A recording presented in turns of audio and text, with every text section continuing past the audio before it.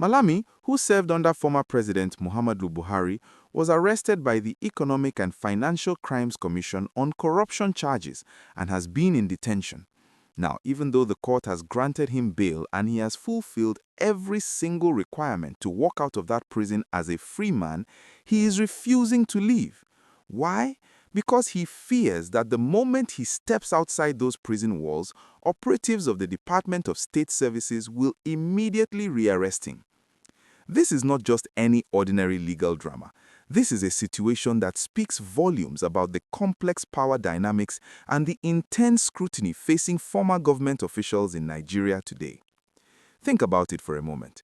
Here is a man who once held one of the most powerful positions in the country, the Chief Law Officer of the Federation, someone who advised the president on legal matters and oversaw the entire justice system. Now he finds himself in such a precarious position that he would rather stay in prison than risk what he believes could be an even worse fate outside. The irony is not lost on anyone paying attention to this story. According to reports, Malami has genuine concerns about his safety and liberty. His legal team has made it clear that while they are grateful the court recognized his right to bail, their client is worried that leaving Kuje Prison could expose him to immediate rearrest by the DSS. This fear is not unfounded in the Nigerian context, where we have seen cases of individuals being rearrested by different security agencies even after meeting bail conditions set by the court. It is a legal gray area that has caused controversy time and time again, and now Malami finds himself caught right in the middle of it. The charges against the former Attorney General are serious. The EFCC has accused him of corruption during his time in office, allegations that carry significant weight given the position he held. But what makes this story particularly gripping is the standoff it has created. On one hand, you have the judicial system saying this man has met the requirements for temporary freedom. On the other, you have security agencies that apparently have their own interests in keeping him within reach.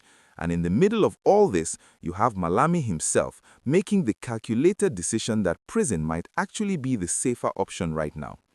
If you're finding this story as fascinating as I am, please make sure to hit that subscribe button and turn on notifications so you never miss updates on stories like this that are shaping Nigeria today. Now let us talk about what this means for the average Nigerian watching this unfold. Many people are asking questions about the rule of law and whether bail conditions actually mean anything if someone can be rearrested immediately after being released.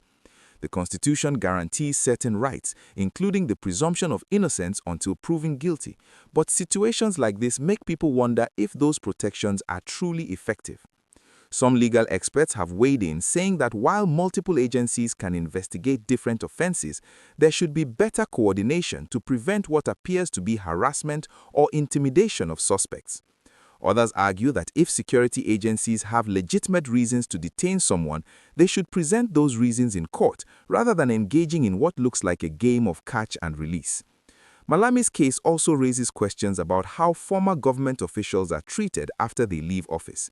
During Buhari's administration, Malami was a powerful figure, making decisions that affected millions of Nigerians.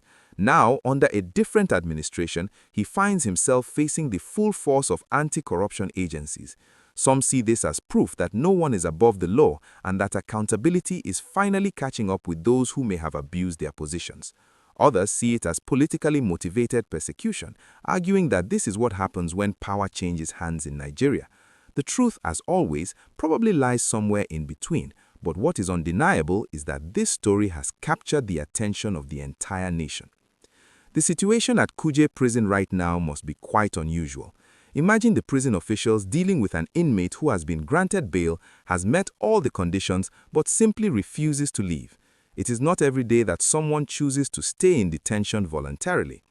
Malami's lawyers are reportedly working on getting assurances that his client will not be rearrested the moment he steps out, but whether such assurances can even be given or trusted is another matter entirely.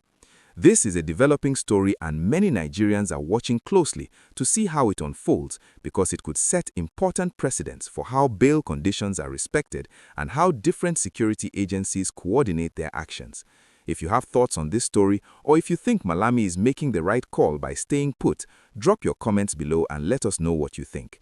And if you have not already, smash that like button and subscribe to stay updated on all the latest news.